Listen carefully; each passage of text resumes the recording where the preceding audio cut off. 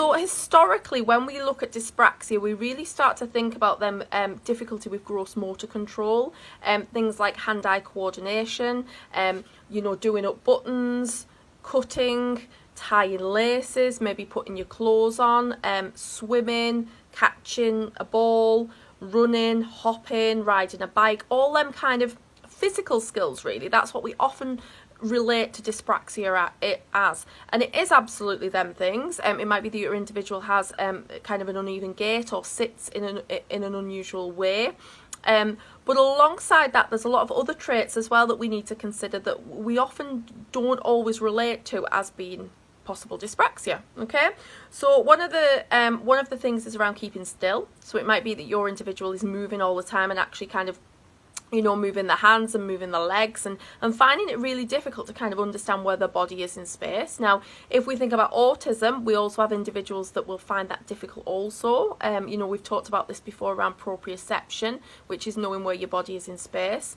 It may be that the individual finds organisation and them executive functioning skills really difficult, so planning, getting themselves ready for school in the morning, remembering their PE kit.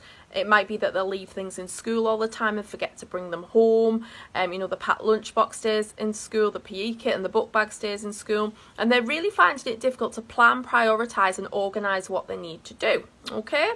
It might be within dyspraxia that the individual's having real difficulty making friends. That could be because they're finding it really difficult to join in team games. So if you think about traditional team games like football, you need to be able to coordinate your body quite well to be successful within that environment. Now, if you've got an individual that's finding that really hard, they're not going to want to join in. They're going to find themselves feeling quite vulnerable. That might have an impact then on them making friends, which can then have an impact on self-esteem and self-awareness and self-confidence, okay? So it's these little things that we all need to piece together to kind of see the bigger picture, as it were. Also, we see behaviour. So it might be that we see some behaviour difficulties. So the young person who is finding it really difficult to coordinate themselves in a PE lesson might actually act out. So they might engage in some kind of disruptive or behaviour where they withdraw from the situation, and that might be because they're just finding it really difficult, but because that kind of difficulty is going unnoticed, the individual then gets quite stressed and quite frustrated, and they find it really, really difficult to carry out some of the more simple tasks. Okay, might be difficulties around concentration as well and attention, and find it really difficult to focus.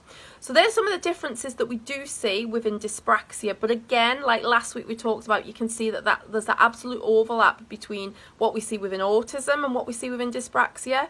We see some of them behaviours within our children and young people that have ADHD. So again, it's about kind of looking really closely at our children, young people and adults, and picking it apart. You know, what does it mean for them? And that's really, really important, because as we said last week, it's important that we know what our people's difficulties are so that we can best support them. Okay, so next week we are going to talk about dyspraxia a little bit more, because that was just a little bit of a general overview. If you do have concerns that you think your child might have, or your adults might have dyspraxia, then the first port of call again would obviously be your GP. If you're little person, if they're a little person, they're, you know, under 5, contact the health visitor.